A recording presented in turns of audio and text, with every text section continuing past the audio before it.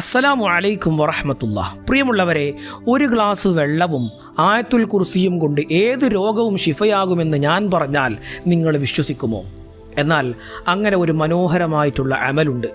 ഏത് രോഗമാകട്ടെ, മരുന്ന് കഴിച്ചുകൊണ്ടിരിക്കുന്നതാവട്ടെ, ഇനി അതിന് ചികിത്സയില്ല എന്ന് പറഞ്ഞതാവട്ടെ, ആത്മാർത്ഥതയോടുകൂടെ എൻ്റെ അസുഖം അല്ലാഹു ഭേദമാക്കി തരുമെന്ന ഉറപ്പോടുകൂടെ ഒരു മനുഷ്യൻ ഞാൻ ഇന്ന് പറയുന്ന ആ അമൽ കൃത്യമായിട്ട് ചെയ്തു കഴിഞ്ഞാൽ ഉറപ്പായും അല്ലാഹു ഉത്തരം നൽകും.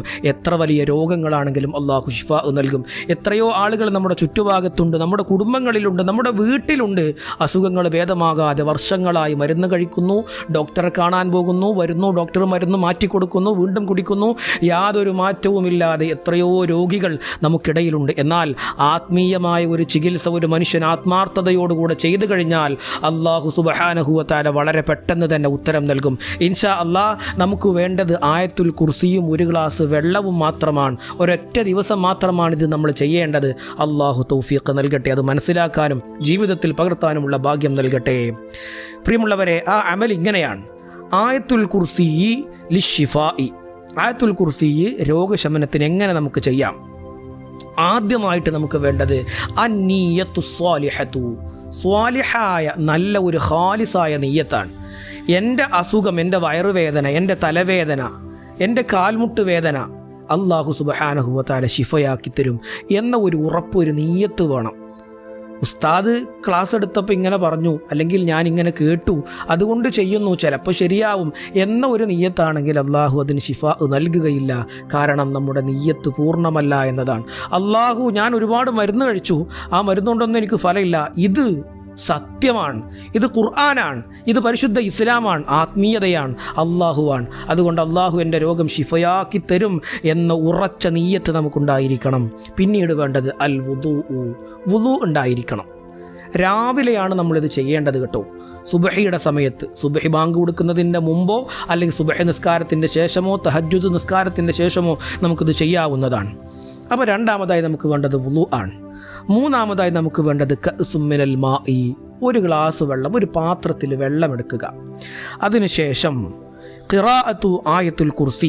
ആയത്തുൽ കുർസി പാരായണം ചെയ്യുക. നമുക്കെല്ലാവർക്കും മനഃപ്പാടമുള്ള, എപ്പോഴും ചൊല്ലുന്ന ആയത്താണ് സൂറത്തുൽ ബഖറയിലെ മനോഹരമായിട്ടുള്ള ആയത്തുൽ കുർസി.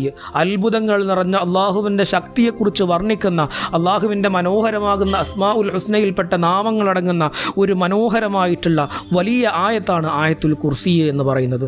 ആ ആയത്തുൽ കുർസി 101 തവണ ആത്മാർത്ഥമായിട്ട് പാരായണം ചെയ്യുക. ഏറി വന്നാൽ ഒരു 15-20 മിനിറ്റ് മാത്രമാണ് നമുക്കതിന് വേണ്ടി വരിക. അങ്ങനെ ആയത്തുൽ കുർസി പാരായണം ചെയ്തതിന് ശേഷം ഓരോ തവണ ആയത്തുൽ കുർസി പൂർത്തിയാകുമ്പോഴും നമ്മൾ ആ പരിശുദ്ധമാകുന്ന ആയത്തുൽ കുർസി ഓതിയിട്ട് ആ ഗ്ലാസ് വെള്ളത്തിലേക്ക് ഊതുക. ഇഷ്ഫി എന്ന് പറഞ്ഞുകൊണ്ട് ആ ഗ്ലാസ് വെള്ളത്തിലേക്ക് ഊതുക. അതിനുശേഷം ഷുർബുൽ മാഇ അല റീഖി.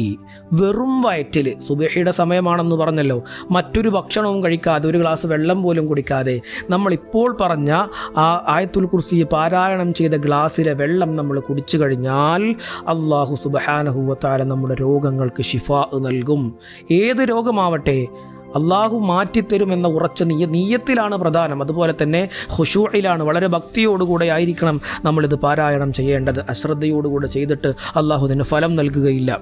അതിനുശേഷം ആ ഒരു ഗ്ലാസ് വെള്ളം കുടിച്ചതിന് ശേഷം നമ്മൾ പ്രാർത്ഥിക്കേണ്ട പ്രാർത്ഥന പരിശുദ്ധ ഇസ്ലാം പഠിപ്പിക്കുന്ന അസുഖങ്ങളെ ഭേദമാകാനുള്ള പ്രാർത്ഥനയാണ്. അല്ലാഹുമ്മ റബ്ബന്നാസി അദ്ഹിബിൽ ബഅസ് ഇശ്ഫി അൻത ശാഫി ലാ ശിഫാഅ ഇല്ലാ ശിഫാഉക ശിഫാഅൻ ലാ യുഗാദിറു സഖമാ.